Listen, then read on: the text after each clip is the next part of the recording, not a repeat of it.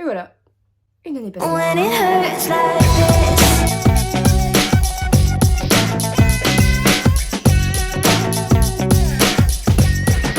Bon, 2022 est terminé maintenant, on peut passer à la suite.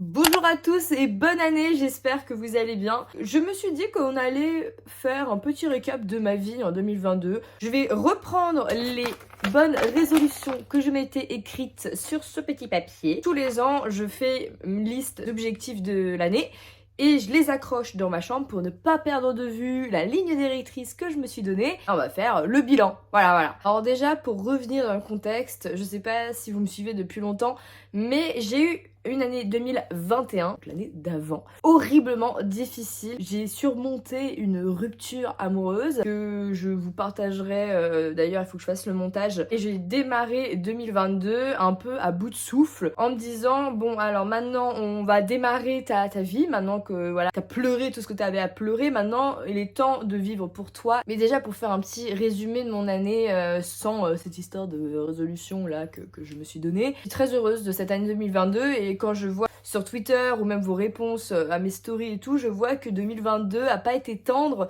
pour beaucoup d'entre vous et vous avez beaucoup subi un peu cette année. Moi, ça, c'était en 2021, voilà, chacun son tour. Cette année, vraiment, je me suis énormément reconstruite. Il y a plein de projets qui se sont ouverts et je me suis bougée en fait. Franchement, 2022, je suis assez fière et j'ai pas trop de remords ou de regrets de cette année-là. J'ai vu tout le chemin que j'ai parcouru, il s'est passé énormément de choses sur le plan professionnel, personnel, en amour, en amitié, enfin vraiment genre j'ai l'impression que cette année, enfin il s'est passé 1000 trucs. C'est vrai que j'ai fait pas mal de choses que je n'avais jamais faites avant, deux voyages sur un peu d'un coup de tête, préparé un peu à la dernière minute. Je me suis un peu plus ouverte au voyage, et c'est quelque chose que je faisais pas trop avant. Là c'était vraiment des choses last minute pour sortir de ma zone de confort. C'était vraiment une de mes grandes résolutions de 2022, de sortir de ma zone de confort, d'arrêter d'attendre en fait, de râler sur ma vie qui allait pas, de dire que telle chose n'allait pas, que j'aimerais faire ça. Il y a toujours plein de choses qu'on dit qu'on ferait bien et on se lance jamais. Et après on peut râler comme ça éternellement à dire oh un jour je le ferai bien, ce qu'on le fait jamais. La vie est trop courte pour qu'on se dise plus tard.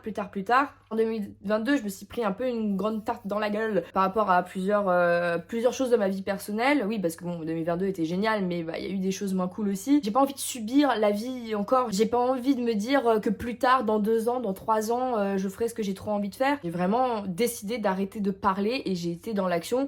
Je disais beaucoup, j'allais reprendre le théâtre et j'ai repris les cours donc de théâtre cette année. Je jouais au badminton un peu déjà étant plus jeune, mais là cette année j'ai décidé vraiment de m'y mettre à fond, d'apprendre, de commencer la compétition. En 2022 j'ai fait de la compétition, je me suis inscrite. Et en fait souvent le premier pas c'est toujours le truc le plus dur. Une fois que t'es lancé dans la machine, ça va tout seul, t'es lancé, tu t'es à fond et machin.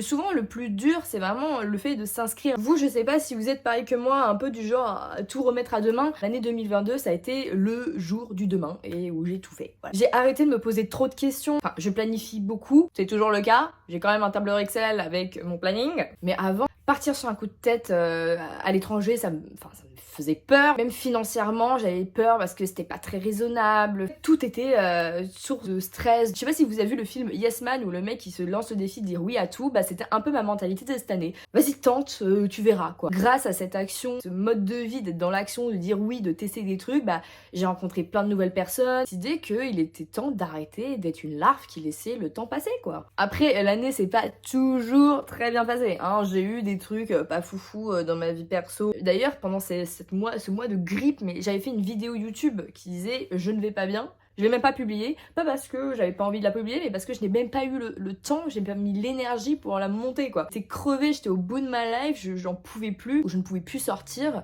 Je me suis rendu compte à quel point, c'est bizarrement devenu presque un besoin en fait de sortir, de voir des gens, de bouger, d'avoir plein de trucs de prévus, de pas pouvoir me reposer. Mon corps il n'est pas fait pour rien faire je pense. Bon voilà, petite discussion faite, maintenant on va sortir les bonnes résolutions de l'année 2022. Alors à quel point j'ai respecté ce que je m'étais fixé. Le petit 1, on avait être moins stressée et anxieuse. Bon, ça je pense que je vais pas trop... Bon, allez, je vais pas être trop dure avec moi-même. Je veux dire que je l'ai à moitié accompli. J'ai plus tendance à me dire, oh vas-y, tant pis, fais-le. Ne pas laisser mon stress prendre le dessus sur ma décision. Après, je reste une fille très stressée, très anxieuse. J'ai encore tous mes petits problèmes dont je parle sur ma chaîne, notamment la peur de l'abandon, la dépendance affective, plus trop. 2022, la fin de la dépendance affective. On dit qu'on est sur le bon chemin. Après, je vais prendre un surligneur. Hop. Alors, on va le surligner, mais à moitié. Ok. Alors, ça, c'est fait à moitié. On a encore du chemin. Être plus régulière sur YouTube, genre une vidéo toutes les 1-2 semaines. Bon, ça on va pas cocher ça. Après faut pas être trop dur avec soi-même. Il faut savoir, faut pas se mettre des objectifs faramineux, genre avoir un corps de bodybuilder en un an, là, ou avoir appris 5 langues, tout ça. Faut être réaliste et pour le coup, c'est vrai que je savais en mettant la vidéo toutes les 2 semaines, je me doutais que ça allait être difficile. Donc voilà, je vais pas être trop méchante avec moi-même. Pour moi, faut s'écouter aussi. J'étais crevée, j'avais pas le temps. Quand tu travailles la semaine, que tu fais des vidéos TikTok, que tu fais de la compétition de badminton, du théâtre, et que tu vois des gens aussi, parce qu'il faut une vie sociale, bah c'est fatigant en fait. 5000 followers sur Instagram. Bah c'est pas bon ça. Après j'avais été un peu ambitieuse, hein. Mais je crois que j'en avais 1000. Là on est à 3000. Wouhou. On va quand même surligner à moitié. Pour le moral. Donc n'hésite pas, si tu ne me suis pas sur Instagram, à m'aider pour mon objectif 2023. Me rapprocher de ma famille. Alors ça a été un gros sujet de ma liste. Et ça, du coup, je vais le surligner x 1000. Je me suis énormément rapprochée de ma famille cette année. J'ai organisé un petit Secret Santa entre cousins. On est passé du truc très formel où on se voit au Noël, anniversaire. On est tous assis autour d'une table. Après, on est là parce qu'on doit être là. Et moi, j'avais vraiment envie de changer ce truc-là et qu'on se voit parce qu'on a envie de se voir, parce qu'on a envie de passer des moments cool, de se faire des souvenirs. Je suis fière de moi sur ça et on peut s'applaudir. On a le droit de s'applaudir quand même, voilà. Faut se féliciter pour les petites victoires et moi je suis très heureuse d'avoir pu surligner au moins un truc de ma liste. Ensuite, un énorme, mais un truc que je traîne, dites-vous que là c'est ce que je vais vous dire, mais je la traîne depuis des années. Ne pas avoir besoin d'être en couple. Bon bah du coup en fait c'est aussi en lien avec le fait que j'ai une rupture amoureuse en 2021. En fait le fait d'avoir besoin d'être en couple c'est quand même un truc que je coltine depuis mon premier copain finalement. J'étais en seconde pour avoir la reconnaissance, vraiment l'amour de moi-même passait toujours par une personne extérieure. 2021 c'était l'année de ma rupture et ça a été super dur et j'ai beaucoup travaillé là-dessus.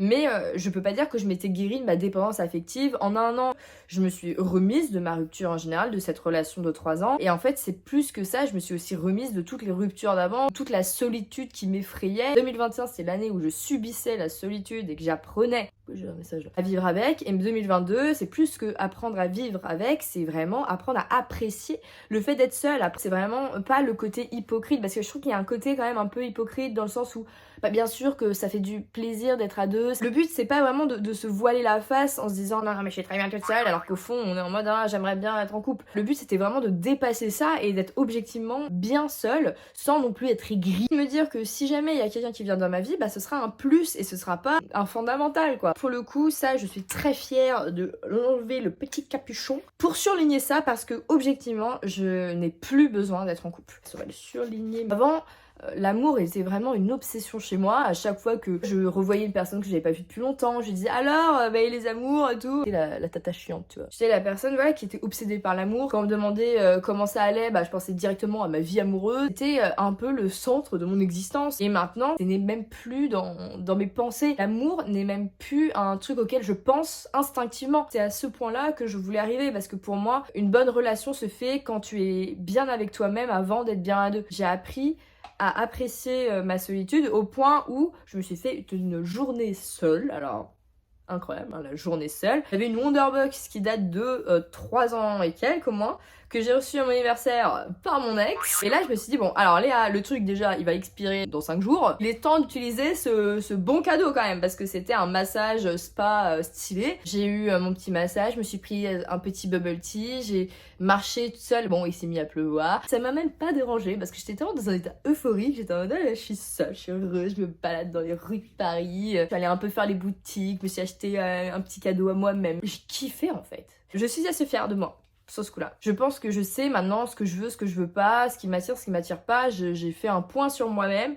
un très long point sur moi-même. Je suis recentrée comme personne s'est jamais recentrée pendant ces mois de grippe. Mon autre truc, c'était être bienveillante envers les gens qui le méritent. Je vous ai dit, l'année 2021, j'étais mais au fond du gouffre. Je suis sortie de cette rupture horrible grâce à mes amis qui ont toujours été là, ils m'ont relevé, ils m'ont porté. Eux, ils ont été là pour toi, maintenant c'est à toi d'être là pour les gens, d'être plus à l'écoute, faire plus de démarches pour les autres. On peut toujours faire mieux, hein. Je suis pas l'ange gardien de la terre, mais je suis une autre personne, j'ai grandi, j'ai évolué et je pense que maintenant il y a pas mal de choses que je faisais pas avant qui me font plaisir. Ensuite, j'avais ne pas retourner vers le passé. Je sortais de rupture, on peut pas m'en vouloir. Je peux le souligner. J'ai fait un peu des changements de cap, on va dire. Couper les ponts totalement avec la personne qui m'a fait souffrir en 2021. Et je suis aussi partie d'un groupe d'amis dont je faisais partie depuis pas mal d'années. Ça m'a pas fait spécialement plaisir parce que bah voilà, c'est des personnes qui ont fait partie de ma vie, qui ont été proches de moi. Voilà, ça a été mes amis proches pendant très longtemps et c'était un groupe en commun avec la personne donc, avec qui je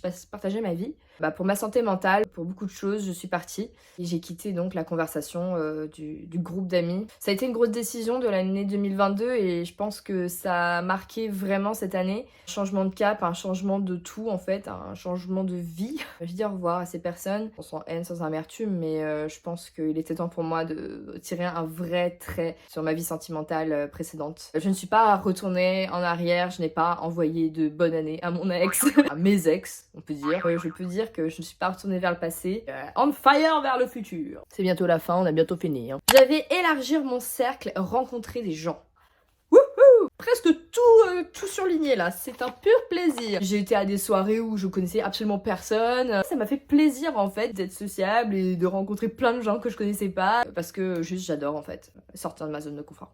Et le dernier qui est avoir une activité sportive régulière. Qui l'a pas celui-là? Je pense qu'on l'a presque tous et ça m'étonne d'ailleurs que je l'ai mis en dernier. Faut savoir que le truc du sport là, il est sur cette liste depuis mais...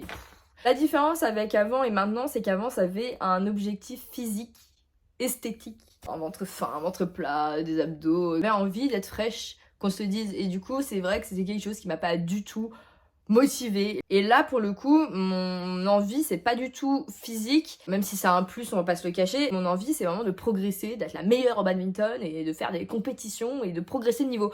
Donc en fait, quand tu as un objectif comme ça, dans le plaisir du jeu, bah... c'est plus facile finalement de réussir ces bonnes résolutions. Donc franchement, on peut dire qu'on est satisfait de soi. J'ai hâte de voir ce que sera 2023. Je pense que ce sera vraiment une année de consolidation. C'est tout pour cette vidéo. Merci beaucoup. Ça m'a fait plaisir de clôturer cette année avec vous. Merci pour tous ceux qui me suivent. Merci pour tout votre soutien. C'est grâce à vous que Léa sans flamme continue de grimper doucement mais sûrement. Dites-moi en commentaire si vous avez des nouvelles bonnes résolutions pour cette année. Et on se retrouve la prochaine fois pour une nouvelle vidéo. Bye bye.